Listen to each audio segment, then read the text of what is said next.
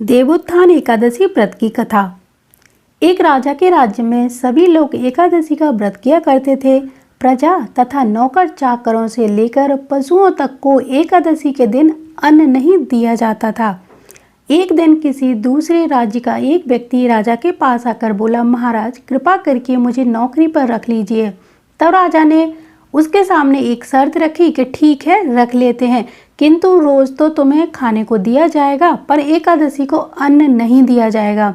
उस व्यक्ति ने उस समय तो हाँ कर ली, पर एकादशी के दिन जब उसे फलाहार का सामान दिया गया तो वह राजा के सामने जाकर गिड़गिड़ाने लगा और कहने लगा, महाराज इससे मेरा पेट नहीं भरेगा, मैं भूखा ही मर जाऊंगा, मुझे अन्न दे दो।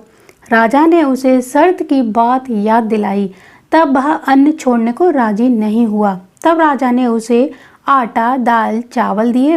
वह नित्य की तरह नदी पर पहुंचा और स्नान कर भोजन पकाने लगा। जब भोजन बन गया तो वह भगवान को बुलाने लगा, आओ भगवान भोजन तैयार है। उसके बुलाने पर पीताम्बर धारण किए हुए चतुर्भुज रूप में भगवान आ पहुँचे तथा प्रेम से उसके साथ भोजन करने लगे। भोजन आदि करके भगवान अंतर्ध्यान हो गए और वह अपने कार्य को चला गया। 15 दिन के बाद अगली एकादशी को वह राजा से कहने लगा, महाराज मुझे दुगना सामान चाहिए, उस दिन मैं तो भूखा ही रह गया। राजा ने इसका कारण पूछा तो उसने बताया कि उसके साथ भगवान भी भोजन करते हैं, इसीलिए हम दोनों के लिए पूरा सामान पर्याप्त नहीं हो पाता। यह सुनकर राजा को बड़ा आश्चर्य हुआ।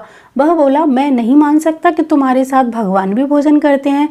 मैं तो इतना व्रत रखता हूँ, पूजा करता हूँ, पर भगवान ने मुझे तो कभी दर्शन नहीं दिए। राजा की बात सुनकर वह बोला, यदि विश्वास ना हो तो साथ चलकर देख लेना। राजा एक पेड़ के पीछे छिपकर बैठ गया। उस व्यक्ति ने भोजन बनाया तथा भगवान को शाम तक पुकारता रहा, परंतु भगवान नहीं आए। अंत में उसने कहा, हे भगवान यदि आप नहीं आए तो मैं नदी में कूदकर प्राण त्याग दूंगा।